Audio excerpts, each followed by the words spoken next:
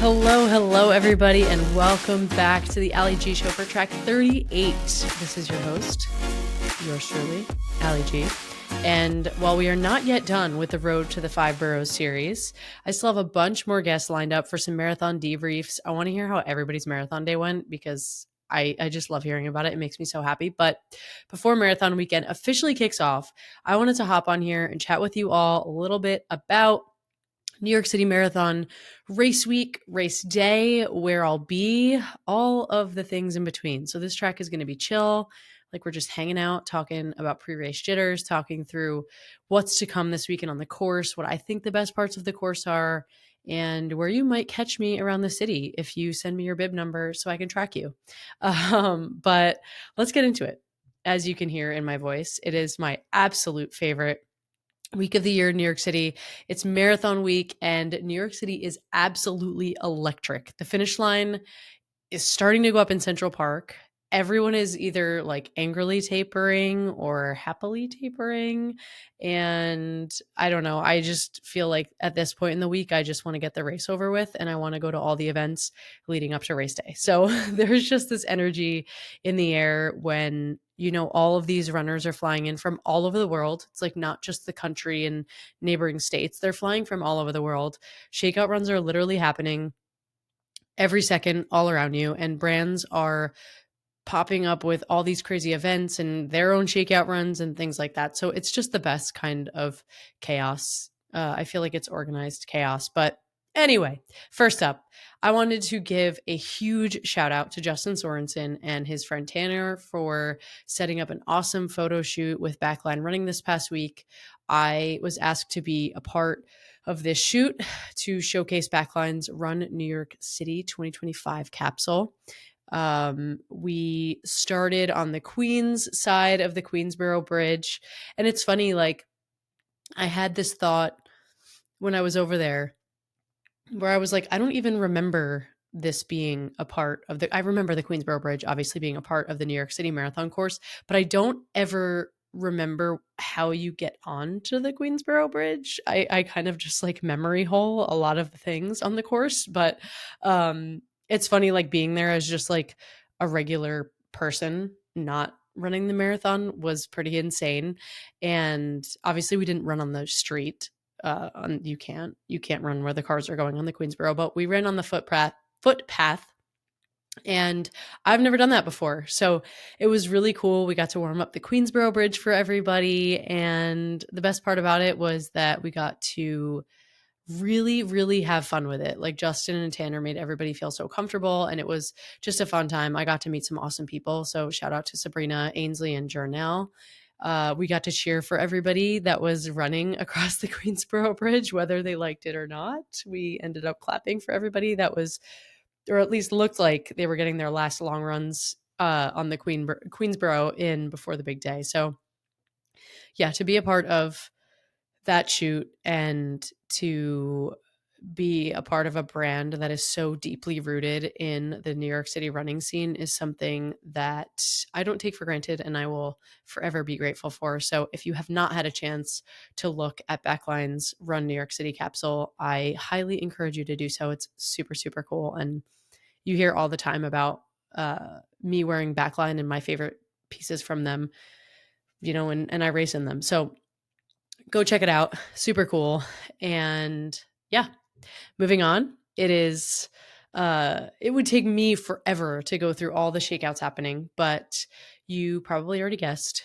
Once again, I will be at the Saturday shakeout with Backline starting at their HQ. I'm not even running the marathon, but I just feel like it means so much to me to be a part of it. And any way that I can support my friends and family who are running is just, you know, special. So I will be at the Saturday shakeout with Backline starting at 9 a.m., leaves from their HQ. And then I am thinking about hopping over to Manhattan to check out what Citius Mag has going on. That's always my favorite activation of the year. Last year they did a Citius Cafe and they gave out posters and tote bags and ringer t-shirts. And it was just super, super cool. It's a great activation. Chris Chavez is awesome. Citius Mag is awesome. And they just always do such a great job. So I will be hopping over there for a bit, and then, yeah, maybe see what New Balance has going on. Might try to catch some live podcasts. I may or may not be at the Peloton Shakeout Run because as I'm recording this, I have not signed up yet. So if it's full, I won't be there, but if it's open, I will definitely be there. But yeah, those are some of the things that I always look out for each year. And I will say it's so easy to get carried away when you are in New York for marathon weekend. I think it means something different coming from me because I'm so close to New York. I'm there all the time, but like I feel this way with the other majors, especially Boston, where you want to do all of these things all at once and you literally cannot be in multiple places at once, and you'll end up like exhausting yourself before the actual race. So yeah, I would say pick a few things, pop into a couple stores. I know like Columbus Circle, the mall there, Lululemon always has a cool collection. The New Balance, I think if they're still setting up underneath like they did last year, don't quote me on that, but I think it was there. They always have cool stuff going on. The Fleet Feet there always has awesome New York City merch. They usually have like an array of everything: Adidas, Nike. Um, I know that Backline has done some stuff with that Fleet Feet before. So they always have a bunch of stuff, some really cool jackets and hoodies. And yeah, I would just pick a few things and focus on the ones you really want to go to because it gets exhausting very quickly. Um, but yeah, now let's talk about race day because I have already decided where I'll be cheering from. I think I'm going to start on 4th Avenue in Brooklyn to watch the elites go by on Sunday morning. And then my plan is to venture over to the Queensboro Bridge by that very, very, very, very, very sharp turn, but very exciting turn that takes you into Manhattan. So when you've crossed the bridge, you make like a super, super sharp left turn, and it is just the most insane experience. Before I started this whole running thing, I used to love spectating the New York City Marathon from Central Park because the energy is just unmatched always. And when I started branching out and realizing that there were other parts of the course that were, you could easily watch from, I decided that I really wanted to go to the Queensboro Bridge. So if you've never spectated before, I cannot recommend it enough. The energy anywhere you go is insane, and it will make you want to run another or run your first marathon ever. The crowd energy at places like First Avenue and Central Park South, it's just unreal. It's so unreal. I promise you, you will without a doubt go home with no voice after Marathon Sunday, but it's 100% worth it.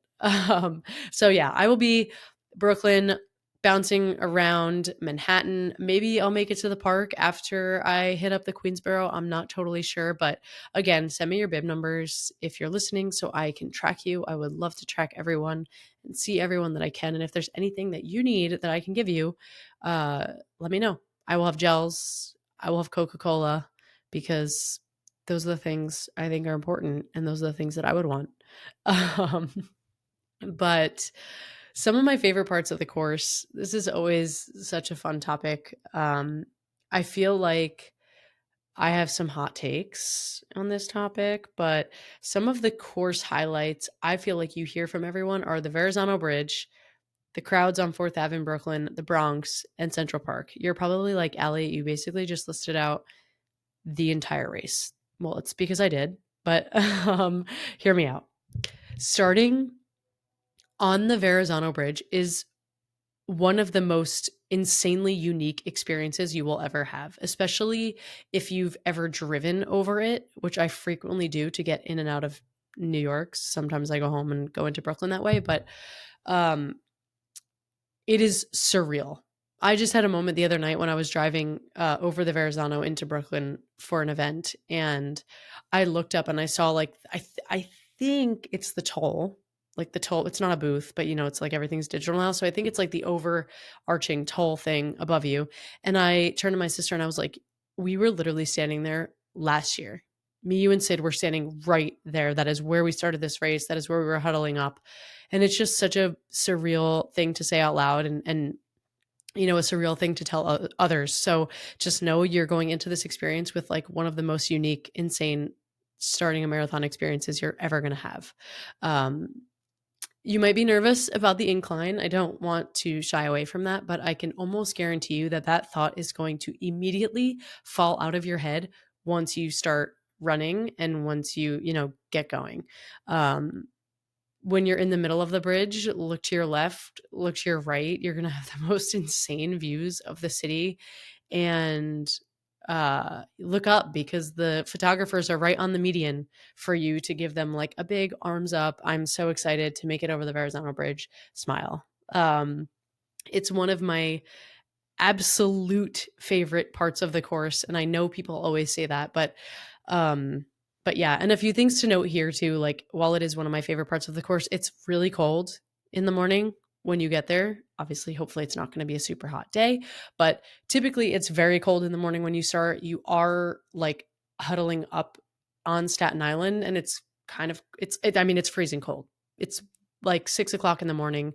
So you're not really going to be warmed up unless you're like doing sprints around the corrals. But um, I always, the first year I ran it, I started with gloves and I didn't wear a long sleeve. I had gloves and arm sleeves, ended up taking the arm sleeves off almost immediately, kept the gloves on until the end because the wind on the bridge doesn't really help as you're trying to get warmed up. So that would be my number one piece of advice for the Verrazano Bridge. But it is once again like the most insane views, the most insane experience. Um, Another thing I'll say, like, use these miles. I'm not an expert. I have run a few of these marathons, but I'm no expert, so don't come for me. But I would say to use these miles to kind of find your pace and lock in. Like I always say, I think it was Bex Gentry who actually said this to me once, like going out too fast obviously is something that everybody's worried about, but like you're going to be excited. You're going to be like super, super hyped to get over. So, like, use the first 2 miles to kind of find where you're at, find your pace, lock in, and most importantly, don't go out too fast because the downhill into Brooklyn is very steep and it's easy to keep that momentum going because the crowds in Brooklyn are amazing. But you're there for a while and it's relatively flat. But the crowds in Brooklyn are like 10 people deep and everyone is cheering for you and screaming at you. It is an absolute party. And there is one part, and somebody can correct me on where it is, but there is one part, I think it's when you're approaching Queens, coming from Brooklyn, approaching Queens, where like everybody pinches in and you're kind of feel like you're going through a scream tunnel.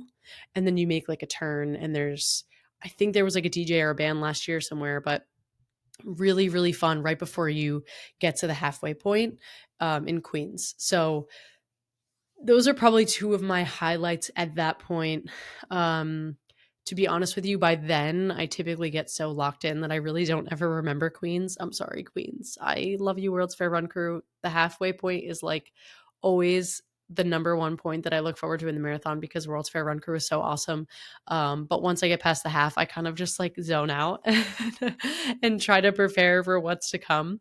Um, another favorite part of the course is the Queensboro Bridge because you've made it over well, you're about to make it over one of the toughest bridges on the course, in my opinion, right? Like the beginning on the Verrazano, you're so excited.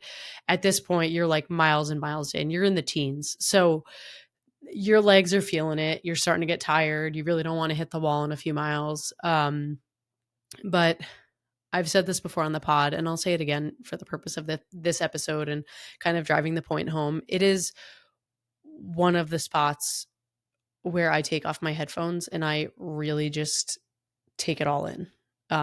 It's another look to your left, look to your right moment. It's you and your breath and the people around you, and that is it. You will see people stopping to take pictures, which if that's your thing, go for it. If it's not your thing and you just want to keep running, please don't run into the people taking pictures. And to the people taking pictures, please don't stop in the middle of the course to take your picture. Move over to the side and be respectful of other runners. But yeah, another look to your left, look to your right moment. You're kind of almost at the end, but not really. You still got quite a few miles left, but I mean, it's only a little bit over a mile, I believe. And you once you've gotten over this, you've gotten over another tough part of the race. So it's just like any other, when you take off your headphones and it's you and it's cold and it's the Queensboro and all you hear are footsteps around you and you hear other people breathing heavy, and I don't want to say struggling because for some it's not a struggle, but you do hear like people talking to themselves to try to get themselves over the bridge. So um yeah, it's one of the toughest on the course in my opinion, but it's also one of the best moments on the course in my opinion. Um Anyway, moving on. I'm sorry to say, but I do not like the Fifth Ave mile because you just look up and see open road and you kind of get psyched out because the park is right there and you think you're almost done, which you kind of are, but you're really not. Um, but that's getting ahead of myself. After Queensboro Bridge, the Bronx is short and sweet, but Boogie Down Bronx Crew makes you feel so alive. And by the time you hit like mile 25, you're like in the Bronx for like 2 seconds, and then you're gonna feel like you snap your fingers and you're at like mile 25 to 26. But that turn into the park, when that final turn back into the park, you see the flags and you are literally almost done. You have like, I think, a quarter mile left. The crowds are deep and literally everyone is like leaning over the barricades to scream for you. And when you see those flags, you're like, you could just kind of take a deep breath and just be like, I'm done, or almost done. So, favorite parts: Verrazano, Queensboro, the little blip that you have to run through the Bronx is always so fun and the energy is so wild. And then that last turn into Central Park is like nothing else I've experienced in New York running. I can't say it's like nothing else I've ever experienced in general because turning in the Boston Marathon is like one of the most surreal experiences. I would say they're equal.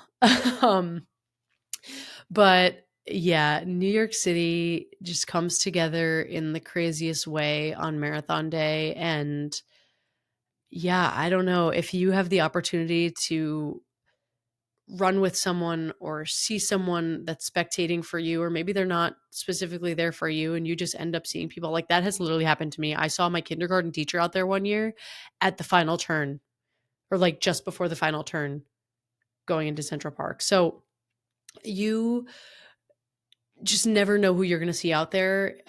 Keep your head up and soak it in because it really is special. Everybody is kind of coming out there and rooting for each other, and I think that's really important. Um, yeah, and lastly, I wanted to give a shout out to Backline again. They have the Saturday Shakeout.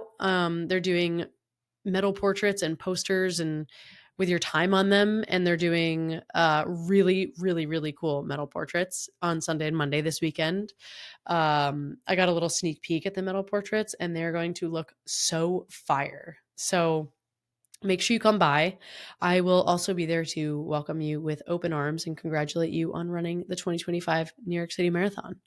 um yeah, and to wrap this up, I just wanted to maybe bring up a few of my favorite moments, that I've had in the last 2 years that I've run it. If that's remotely interesting to you guys, stick around here.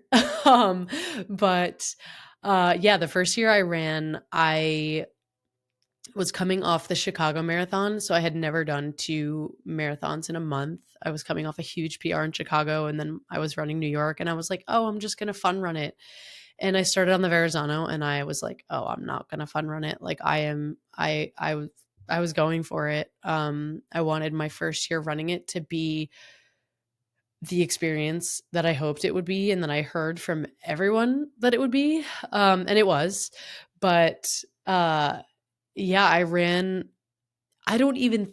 don't even think I put my headphones on. Like, I think they were on my ears, as you know, for like emotional support, but I don't even think they were like playing anything. That's how locked in I was the first year I ran New York. And it was funny because I was running a lot and I was in the World's Fair Run crew, and I just knew they were going to be at mile 13. Like I was like, just get to 13.1. They were like a little over the halfway point, and it was like a split second of a party. They had like confetti cannons and a photographer, and I saw our friend Omar and gave him this big high five, and it was just like such a happy day. And by the last few miles, like I remember running the last mile, like for me, I was like, yeah, whatever happens is going to happen. Like I did the whole dedicating the miles. And then like the last mile, I was like, yeah, whatever's going to happen is going to happen. Um, and I was exhausted. 2 marathons back to back. I was exhausted. And then I finished the race, of course. I saw my mom and one of my best friends there. They were on the bleachers. So obviously like I immediately started crying because that was like the first race my mom got to spectate at. And it was just so nice to see her there. And it was so nice to see my friends there. But I come out of the walkout, like the zombie walk where everybody's wearing their orange poncho, and I'm walking down, and this person approaches me and he's like, "Hey, do you want to be photographed for a chance to be in New York Magazine?" And I was like, I mean, sure, I guess. Like I was wearing all black, black top, black tights, my black lightning bolt backline socks, obviously. Um, and I had my shocks on, and my shoes were, I think they were the second version of Nike's Alpha Fly, and they were all black, and they were the bottom was lime green, and like the side, all of the accents were lime green. They were so cool. And it was kind of like, it kind of gave like Elphaba from Wicked, because the sole of the shoe was like this reflective, like dark purple that kind of like reflected off the lime green. They were crazy. Anyway, I still have them. So I might have to take a picture and share it with you guys so you could see what they look like. But this guy comes over to me and he's like, "Hey, would you like an opportunity to be in New York Mag?" I'm like, "Sure." Thought literally nothing of it because they were like about to wrap up. Like I was like third to last to go. So they take my picture and the guy's like, "Wow, you have such a good like you're like mean mugging." I'm like, "Yeah, I know." Like I'm like, "I just ran the marathon." No, that's not what I said. But he's like, "Oh, you have such a good like serious face." And yeah, anyway, we laughed because I never know what to do with my hands when I'm like modeling like that. And I obviously wasn't expecting it. And I had just run the marathon. So I kind of looked like shit, if I'm being honest. Um, so I signed this waiver and I'm like, yeah, sure. Here's my number. Here's my email. Like, and it was basically for them to contact you if you got picked. So a few days go by and I got picked. And somebody called me from New York Mag and they were like, "Hey, we want to interview you. And it's going to be in whatever issue. And we want to hear about like your favorite signs and what you ate and where you got your outfit and things like that." And yeah, it was the New York City. I was in the 2024 New York magazine lookbook for the marathon, which was a really cool experience for my first year running it.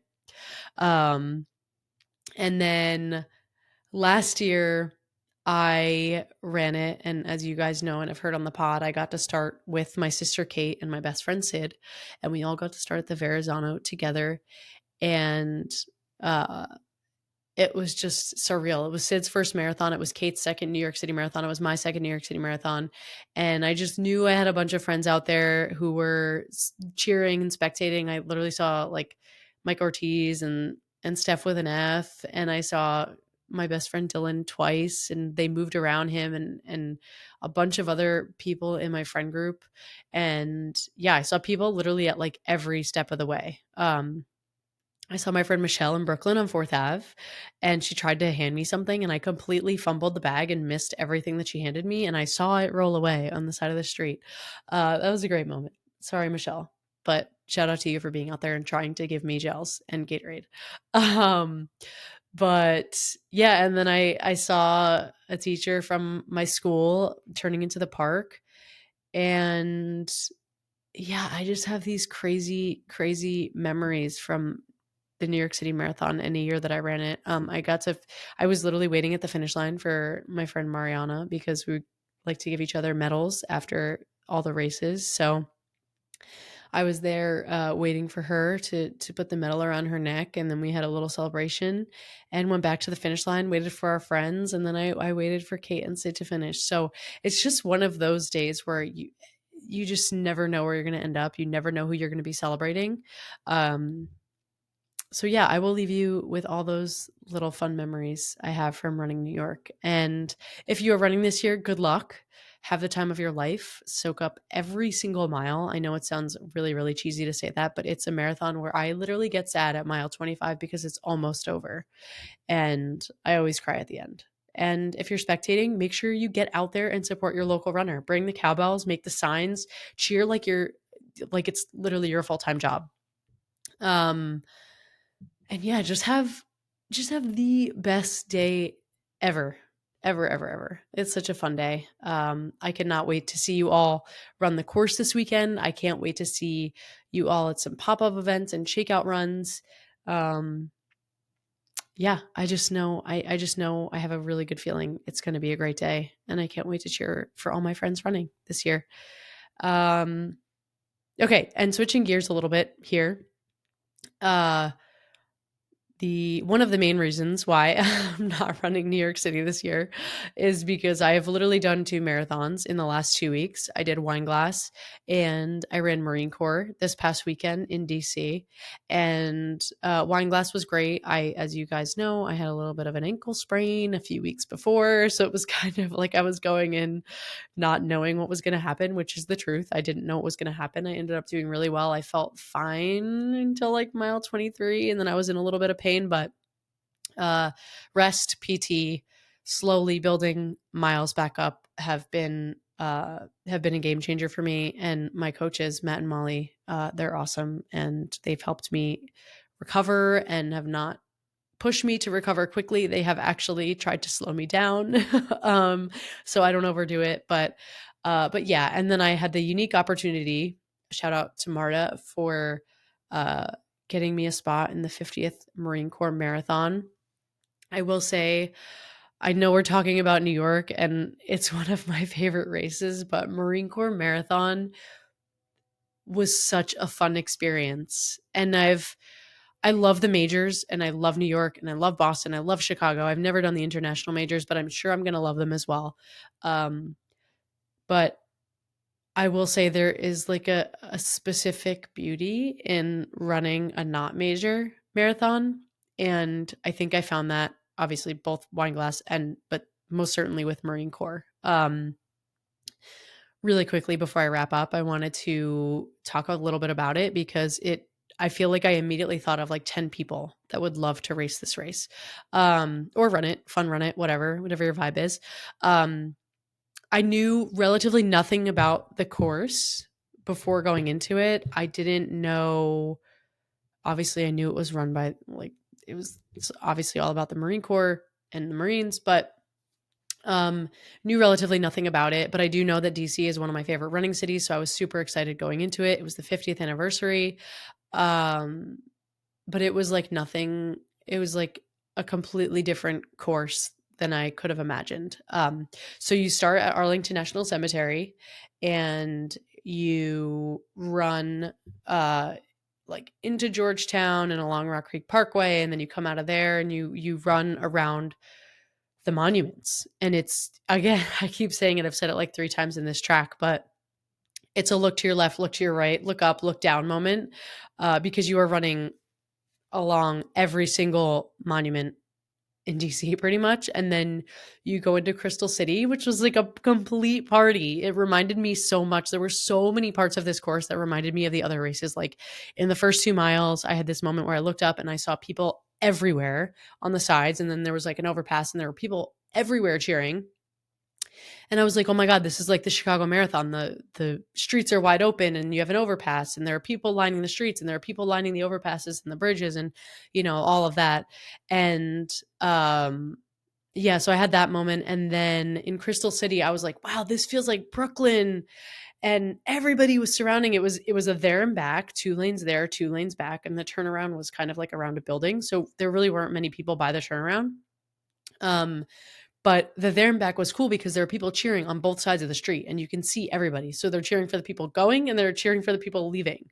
And I really, really enjoyed that. It was a spot where not that I didn't think DC would show up, but it's just not quite like New York in terms of cheering. So I was pleasantly surprised to see that in Crystal City. And then you run like by the Pentagon and you finish back again at Arlington National Cemetery. And I think it was mile 12, you're running mile 12 to 13. They call it the Blue Mile. And around you, they have these like headshots of fallen soldiers. And it's so beautiful. And it was one of the more unique experiences I've had during a race because I knew it was happening. I didn't know when it was going to be. And then when I saw, like, I kind of just had a vibe. Like at mile 12, I was like, oh, I feel like something's going to come up. And, and you're running through, it's not super narrow, but you're running through like this sort of smaller street or sort of narrow street. And you have the pictures of all of these fallen soldiers around you. And it was just like such a beautiful, obviously, but sad way to honor them. And then you come out and it's like a scream tunnel of like a bunch of volunteers holding flags and you're running through them. And I just thought that was really cool. And it was a really special moment in the race. And I don't know if it's just that everybody around me knew that it was happening, but it was quiet. It was completely quiet. People weren't cheering. People weren't screaming. Nobody was, I wasn't listening to music. Yeah, it was just a very, very cool experience. And I thought it was really cool that all the Marines come out and volunteer and they're handing you nude and water and gels. That was a really cool experience. And then they greet you at the finish line with a bunch of snacks, the best goodie bag I've literally ever gotten. They gave us a blanket, they gave us a poncho, and then a Marine hands you your medal at the end, and you end at like the Iwo Jima Memorial. So it was a really cool experience. I highly recommend for anybody that is looking for a fall race next year to do it. I thought it was really awesome. I am going to do it again and really race it next year. I think it's going to be my goal race only because I got deathly ill, as you can hear the remnants of that right now as I'm recording this. And I was running Knock Down a Peg, which is on point for everything that's happened to me this fall. So, but despite all that, it was a great race. I qualified as a seated runner for next year, so I'm really excited about that. I think it's a BQ, but I don't know if it's fast enough with these crazy buffers they have going on now, but by the books it is. So I can't really complain about it. But no, I highly recommend for anybody who wants a fall marathon. It was so fun. The course was great. I just thought it was awesome. And lastly, I will say some of my favorite parts of that, other than what I've mentioned, I got to start the race with my friend Jelaine. So shout out Jelaine. She went out faster than me, so we quickly parted ways right at the start. But she's awesome, and yeah, and I got to see my best friends and my sister and my mom right at the Capitol. I just kind of had a feeling they were going to be there. I didn't see him for a few miles, so I was getting nervous, but I saw them, ended up seeing them at like mile 17. Kate so graciously handed me a Coke, and I carried on with the last 10 miles of the race. And yeah, I will say it was kind of hell getting out of there for anybody who's going to tell me that the metro shut down. Yes, I know. We had to walk a little bit and take an Uber. But it was a really fun day, in general. So once again, if you're running New York this year, good luck. I'm so excited for you. Have the time of your life. Check out all the events. Let me know what you go to. Let me know your bib number. I would love to track you. And yeah, thank you for listening to track 38 of the pod. If you liked it, share it. You know where to find me at @the_Allie G show on Instagram. And I will talk to you guys soon.